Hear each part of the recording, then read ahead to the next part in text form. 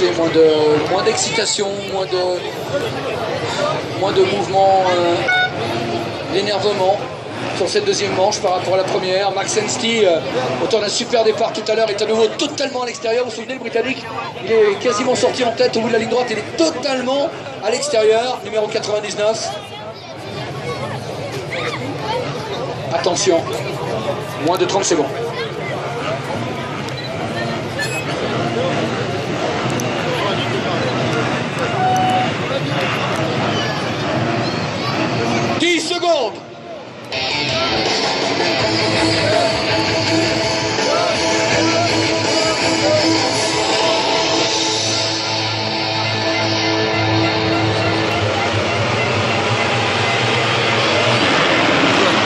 Super sortie de grille d'Erlings, ce sont les premiers mètres. Erlings et Favre. Erlings et Romain Favre. Romain Favre à l'extérieur qui a une super trace. Et Romain Favre surtout qui prend la deuxième place. Romain Favre derrière. Tonus, toujours troisième. Tonus qui attaque Romain Favre à l'intérieur. Meilleur passage pour Arnaud Tonus. Erlings leader. Tonus est second. Attention, Romain est à l'extérieur. Il se fait déborder par Boutron. L'Espagnol Boutron est troisième devant Romain Favre. Oui, José Boutron qui est venu s'intercaler. Et puis surtout le retour de Jordi Tixier. Autant dire que c'est un pack complètement homogène qui revient aux avant-postes. Le premier, donc Jeff Erlings, deuxième Arnaud Tonus, la troisième place donc pour Boutron à l'Espagnol, la quatrième place actuellement pour Romain Favre et cinquième, le retour de Jordi Tixier, juste derrière lui.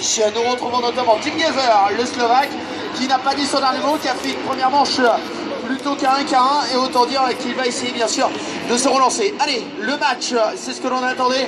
Arnaud Tonus, Jeff Erlings avec des traces complètement différentes, mais Erlings qui d'entrée de jeu est en train de mettre du gros rythme. Allez, super départ effectivement d'Erlings sur Seattle. C'est quand même mentalement, c'est curieux ce qu'on a vu, hein, parce que Favre et Erlings étaient exactement côte à côte. Et puis, mentalement, le patron, ça reste Erlings. Romain a freiné une fraction de seconde devant, sans doute parce que c'était Erlings. Ouais, et puis quand il est arrivé au bout de la ligne droite, il a pris un gros trou, Romain.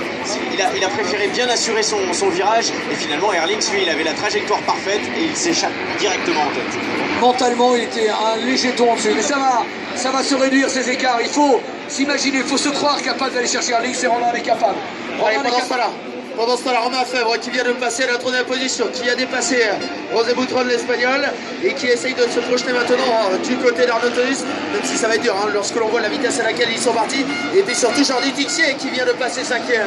Et Valentin Guillot qui est là, sixième position. Valentin Guillot qui est pas mal, on attend 0-10 bien sûr. Ça va être compliqué. Romain Favre est là, 3, Tixier, Boutron, Valentin Guillot, Tim Geiser et Dylan Ferrodis.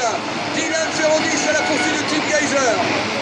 Allez, ça remonte fort actuellement sur la partie sur haute de ce départ avec donc Jeff Erlings et Arnaud Tonus qui est en train de recoller sur le Hollandais. Attention, peut-être que le Suisse a décidé d'attaquer fort. Donc le jeu a essayé de déstabiliser un petit peu le Hollandais. Par contre derrière.